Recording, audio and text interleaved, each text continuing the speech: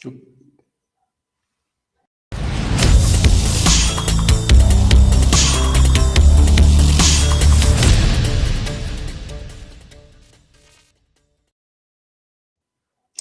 up, everyone? It's your host, Carlos Ponce, and this is another live episode of Advancio Talks, and season 2, by the way. And if you're just discovering us, welcome to the show. But if you've been here since the beginning, you know what we are about. So, Advancio Talks is where we sit down with the people actually building the future of business and technology, not just talking about it, but doing it. CTOs, founders, VPs, basically the folks making decisions that matter. So whether you're drinking coffee, commuting, or just curious about what's actually happening in the world of technology and business, stick around because today we have Rob Green. He's the Vice President of Revenue at Berry.ai.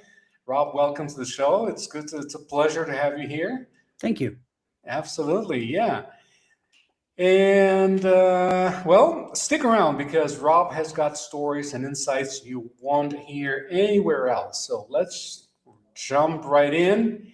And again, Rob, welcome to the show. And let's start with you, our guest. Tell us a little bit about you. Anything you want to say is fine about your journey, your background.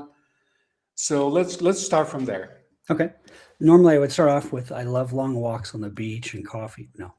No, my background. No, my background is profitably.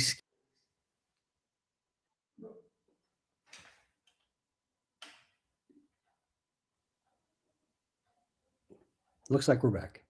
Yeah, we're back. I don't know what happened. I mean, you just apparently, technically, nothing. I didn't do anything. Don't worry about it, folks. This is what happens when you're doing a live stream. It's the fun part, right? It's the fun part, but luckily it's being recorded, so we're just going to trim out all the things that didn't work. Anyway, just please continue. Yeah, you bet. So my background is profitably scaling companies. What I typically do is I will come in and I will identify what is the go-to-market motion of the company, what does the revenue funnel look like, and where are the dysfunctions that we need to realign to get the company onto a path of profitable revenue growth. And I've done that particular function for, over a decade now. Well, it's been a long time. In the tech world, a decade is an eternity. It's a long time because you see a lot of things happen in a whole decade, right? Yeah. Absolutely. Thank you, Rob, for sharing a little bit about you. And tell us about Berry AI. I was going to say .ai, but it's not .ai. It's Berry AI, right? Yeah, Berry AI. Okay. So Berry AI is focused on the QSR space, or quick service restaurant space. And what we do is we provide complete visual awareness of the customer journey, so that QSR operators can make more strategic and more direct decisions. Historically, most QSR companies operate with some kind of legacy technology. So if you've ever been through a drive-through, you know that you pull up to the menu board and then you place your order and then you pull up to the window. Well, sometimes the manager will say, hey, can you move up just a little bit and wait ahead so we can let these other people go through? Part of the reason that some of those restaurants do that is the legacy tech has a timer between that menu board and the window. What the manager is doing is they're moving you off the timer so they qualify for the bonus.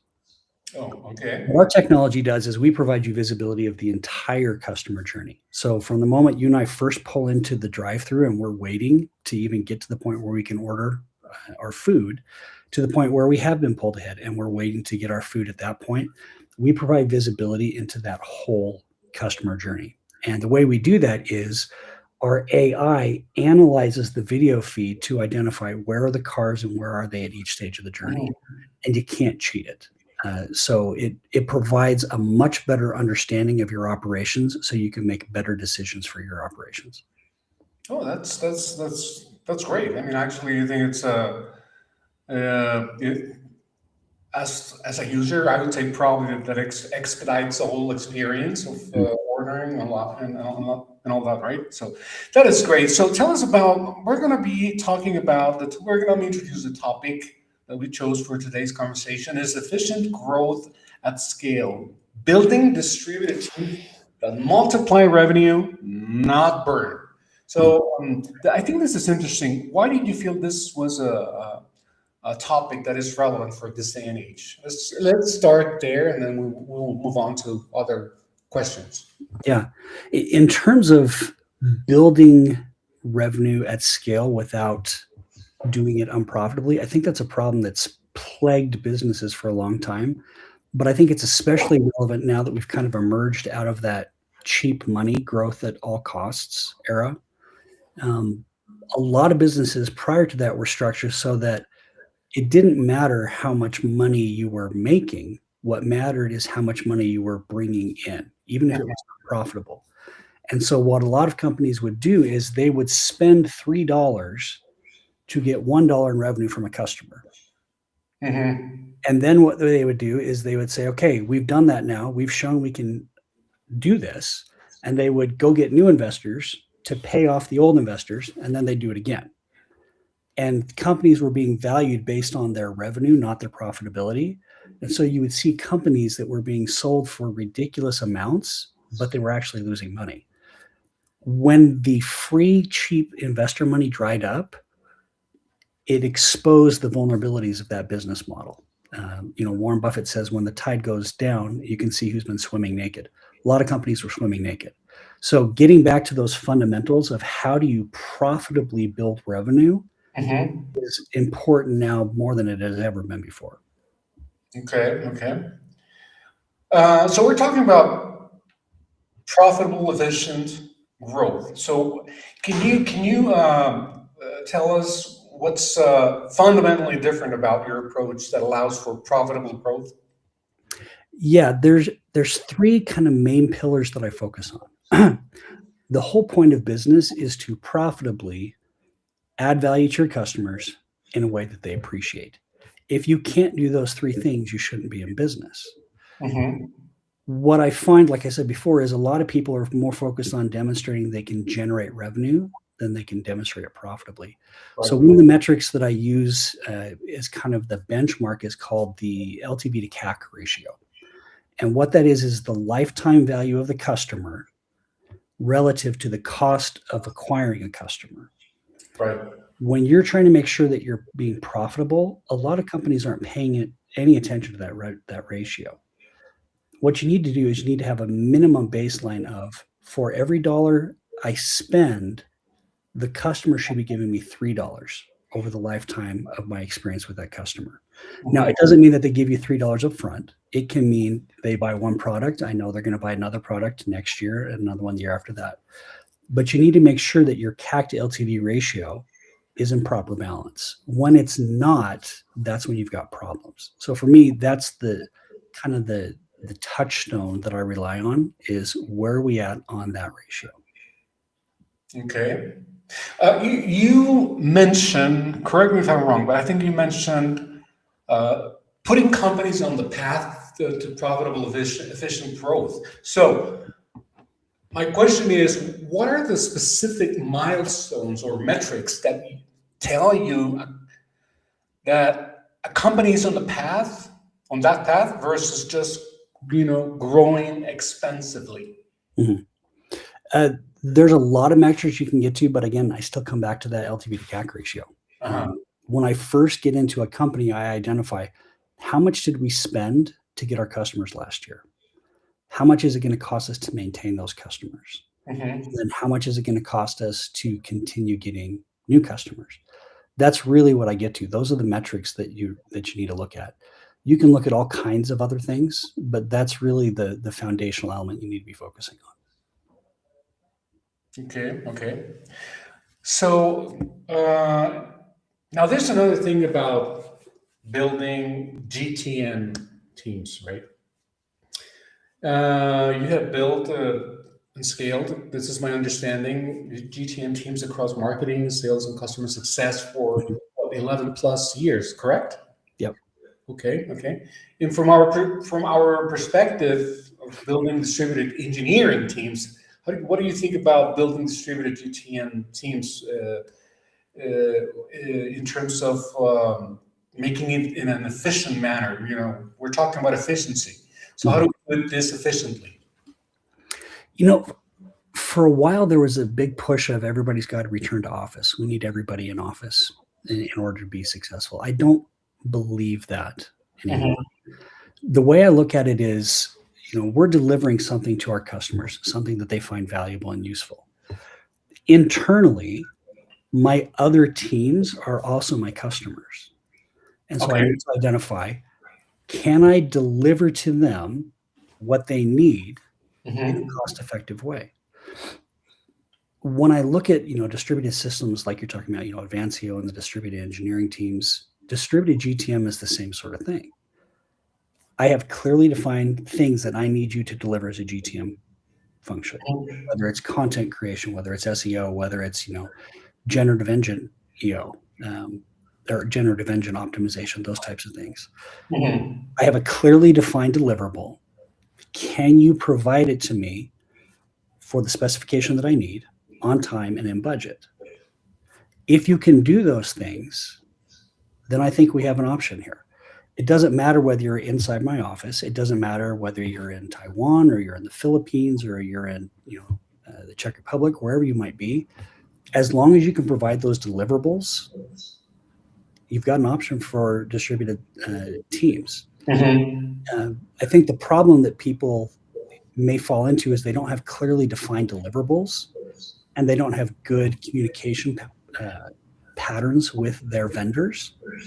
And it's the same problem that you have if they're in-house. You know, if a silo is building up in a team, you need to talk about the communication patterns, because whichever team is delivering it, whether they're in the building or they're in another continent, if they can deliver it, then you've got an option for, you know, using a distributed team. Absolutely, absolutely. Let's talk a little bit about sales-led orders. So you increased sales-led orders by what, 350% and achieved a 95% voluntary retention rate. So what is the connection between those two numbers? How does retention fuel revenue growth? Revenue growth. That's a great question, especially because salespeople have a tendency or a reputation of jumping from job to job. What I have found is if you can create an environment where people feel like you are nurturing them and encouraging them to unlock their potential rather than trying to extract incremental productivity out of them, they will overproduce for you. And so when you have an environment where people like, I feel supported here, I feel psychologically safe, I can have the necessary conversations, even if there's friction or they're uncomfortable, people tend to stay and overperform in those environments than in environments where, you know, you're just driving about the quota the whole time and they feel unsupported and they feel exploited. Okay. So, and when you're recruiting, let's say, a sales team, what are the top 3 qualities or experiences that you look for that most companies overlook? You know, there's a great book called The $1 Trillion Coach. Okay. And it's a book about a guy who helped build in the background some of the biggest companies in the world. And he talks about this. And he says that one of the biggest things you have to watch out for is what he calls aberrant geniuses. Wow. And what I look at that is, if I've got a salesperson who crushes their quota all the time, but they are toxic to the rest of the team, the downstream effect of that is I'm going to lose the other people I have, and the revenue engine is actually going to function less effectively. So I look to see, number one, does this salesperson help me feel like they understand me? Have they demonstrated an ability to have a conversation with me where they show, hey, these are what your needs, your challenges, or objectives are. Here's what I think you're feeling. Am I correct on that? That's huge. It doesn't matter how charismatic or persuasive they are. If they can't do that with me, they're not going to do that with my customers. Mhm. My customers are too valuable of an asset to hand over to someone who's going to burn them. Mhm. That's one of the first things I look for. Yeah. The second thing I look for is, can this person have difficult conversations without getting emotionally elevated or enraged? Right. Sales it's not easy, especially complex sales when you've got multiple people in the buyer's committee. Can this person handle feedback in a way where they say, hey, thank you for that. I appreciate the insights, and I'm going to provide these adjustments here. Can they do that? Or are they such a prima donna that they're not willing to have those kinds of conversations?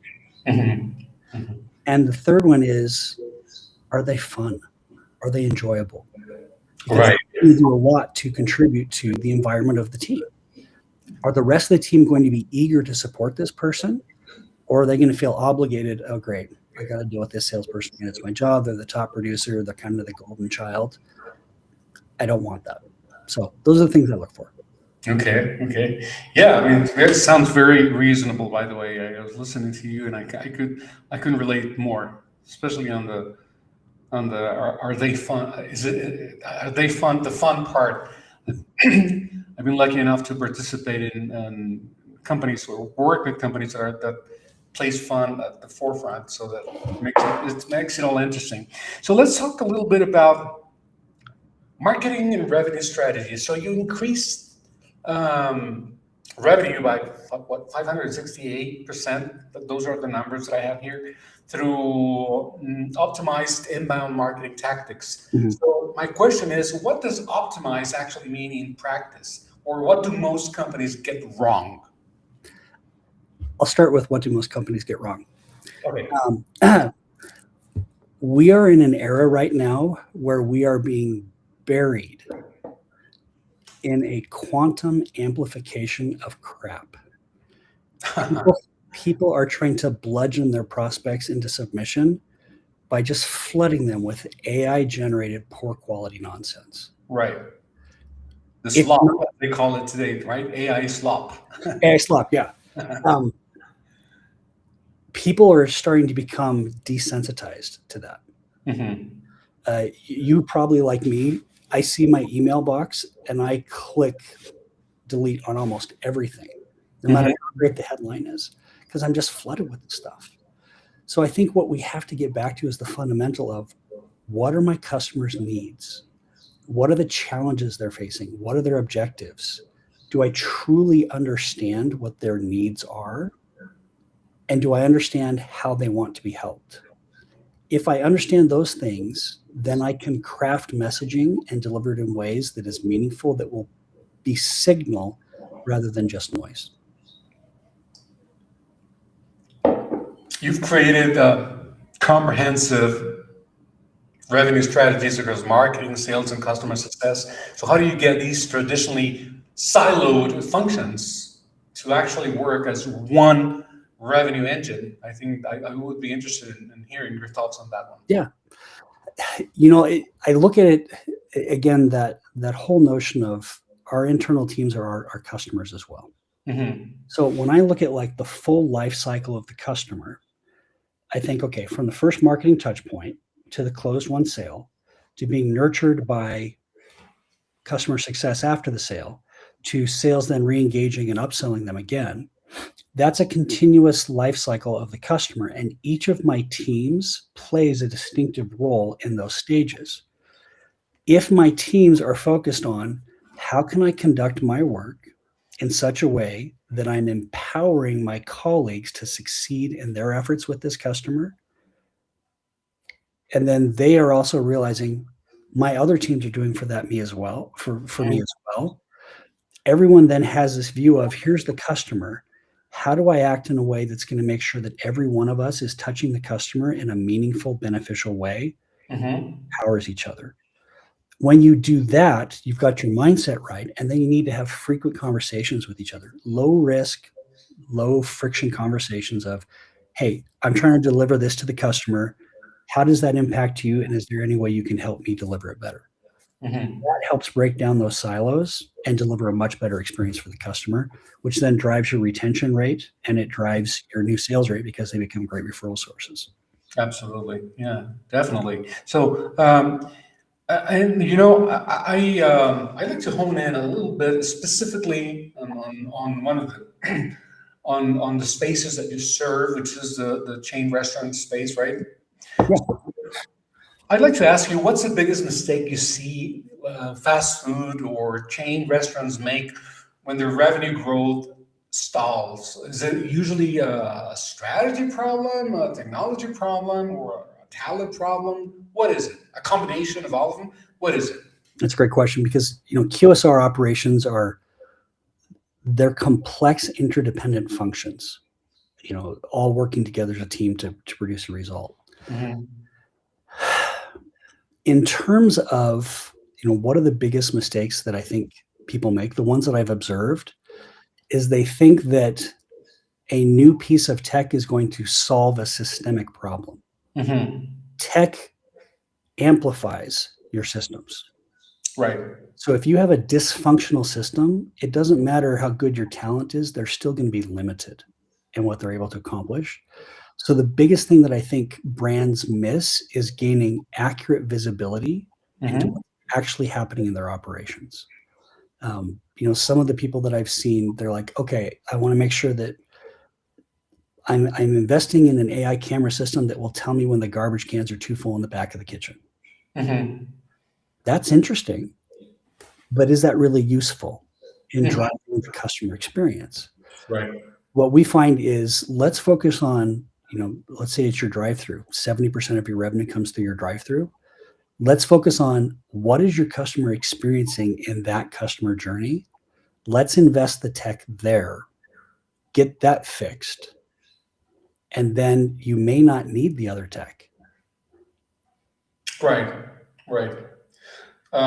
Speaking of tech, I'd like to ask you, how should, let's say, fast food companies structure their tech stack differently when you are focused on profitable growth versus just growth at any cost? Yeah, it's a good question. I think it gets back to the over-investing in tech that doesn't affect the underlying actual operational differences. Mm-hmm. That example that I share with you, there's one system I'm aware of. It's a very capable system, Mm-hmm. but I would much rather have my workers focusing on why am I having people drive off from the drive-through line before they ever order.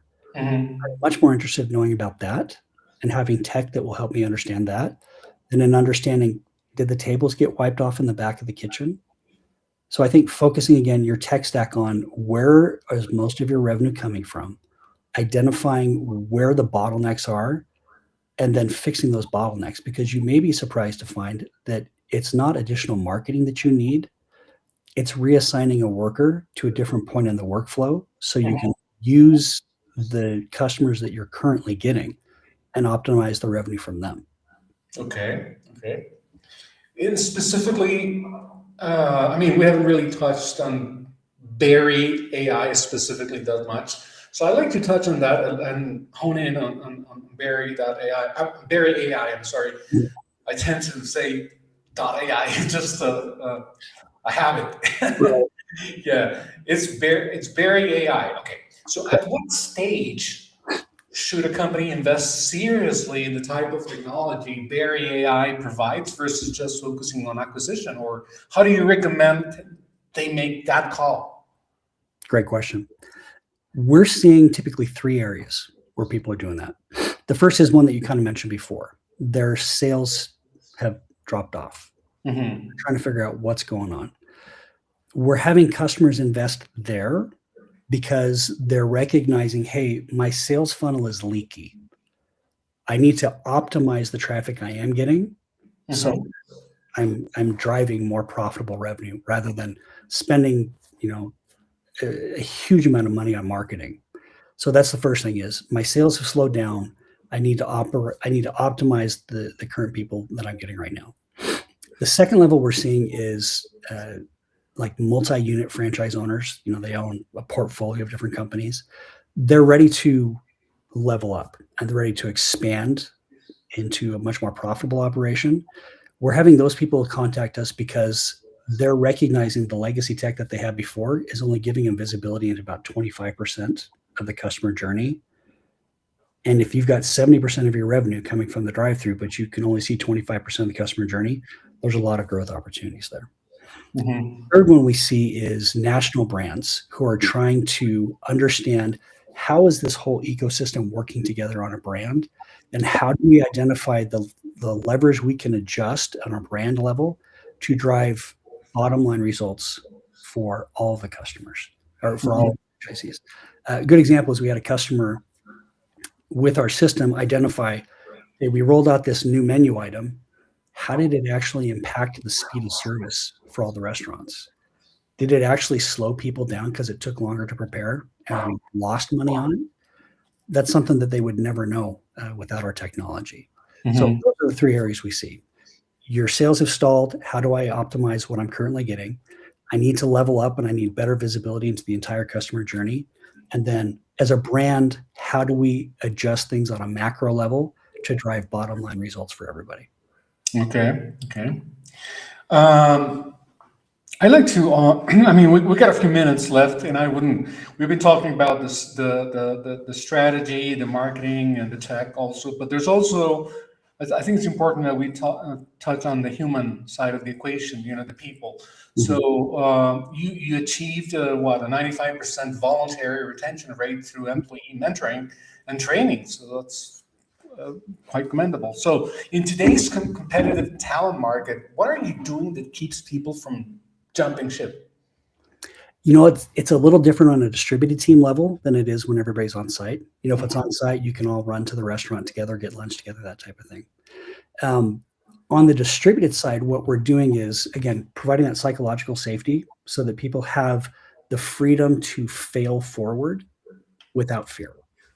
In terms of building those low friction points, low threat, frequent interactions, Slack can be a great tool for people to have a channel about. We've got channels about people's cats.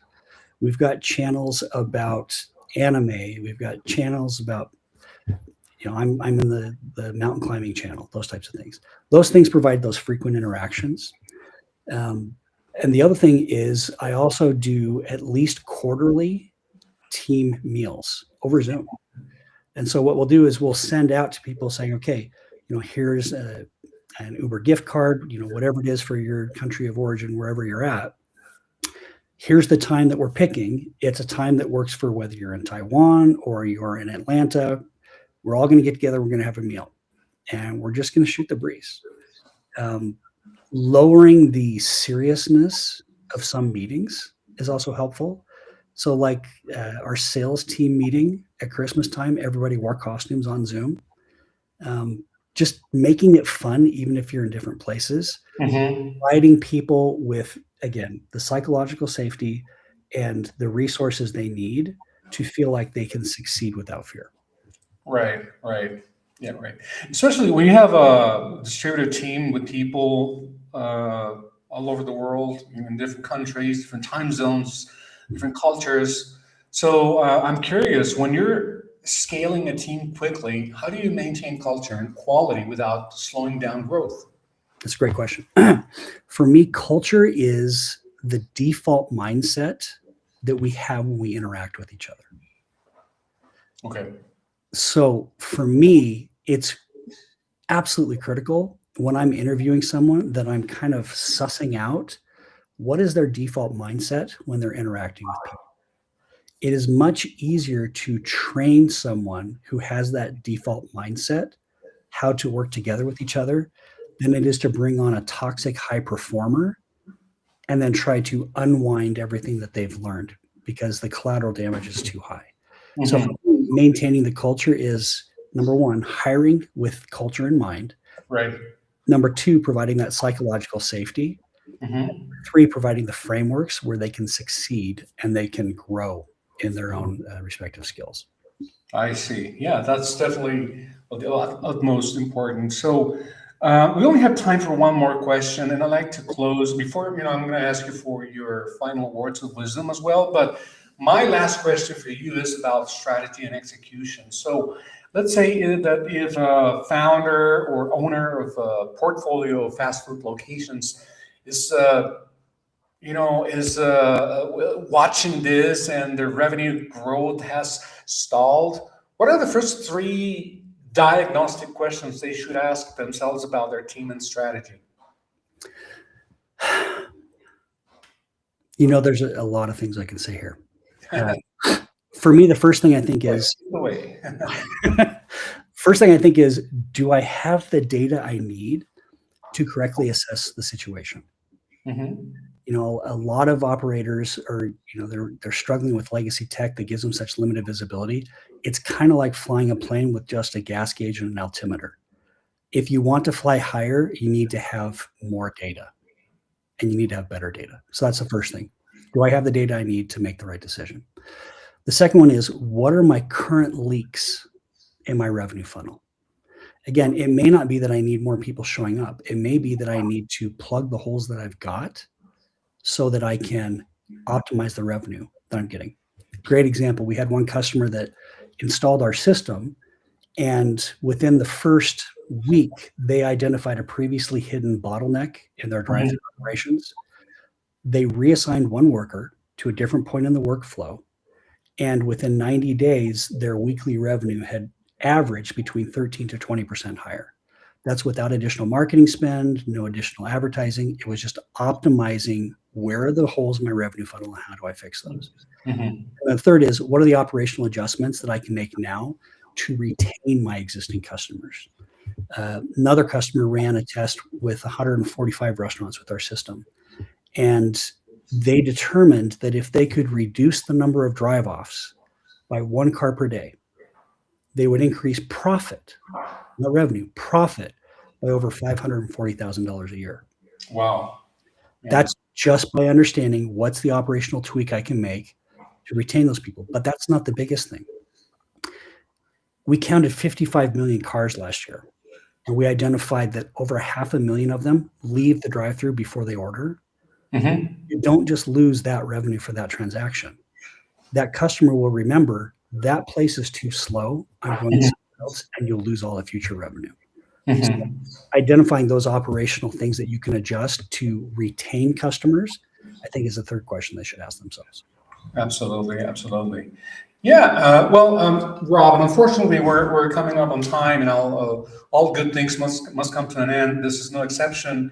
We're having a great conversation, and I would like to simply encourage you to leave the audience with your own personal words of wisdom. Anything you want to say, any final words of wisdom for the audience that you would like them to remember this conversation by? In terms of leadership responsibilities, I see it as our fundamental responsibility to care for the people entrusted to us by providing them with the support and the opportunity they need to grow beyond their own expectations. If you do that effectively, your business can grow. Absolutely. Thank you so much, Rob. It's been a great conversation. And before we go, of course, I'm going to ask you to how can people, you are on LinkedIn, right? Yeah. Get a hold of you or reach out to you. Mm-hmm. Happy to chat with people on LinkedIn. Name's Rob Green. There it is. Rob Green 97 on LinkedIn.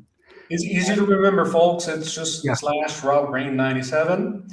That's perfect. So Rob Green 97. No dot or no nothing. Just Rob Green 97. Mm-hmm. And is there an email that you can share with us? Yeah, Rob Green at berry-ai.com. There it is, folks. Rob Green at berry-ai.com. And finally, of course, one of the best places to go to for more information on how to contact either Rob or the company itself is the website, which I believe to be simply berry-ai.com, right? That's it. Perfect. Well, there you have it, folks. So, Rob, it's been a great pleasure, a great conversation. I really want to thank you for having joined us today. And folks, if you are going to reach out to Rob, you can do so on, as we have shared here on, I'm just going to display really quick again in case someone missed it. LinkedIn is RobRain97, simple. Then the email is, again, robrain@berry-ai.com. And finally, the website, which is berry-ai.com. That being said, Rob, seriously, I really enjoyed this conversation. You too. And I hope the viewers did too and will, because we're going to be reposting and restreaming the recorded version of this conversation. So stay tuned, folks, on all major social media channels. So, Rob, it's been a great pleasure, and I hope to see you soon sometime here on Advancio Talks. Likewise. Thank you, Carlos. Thank you. Have a good one. Bye-bye.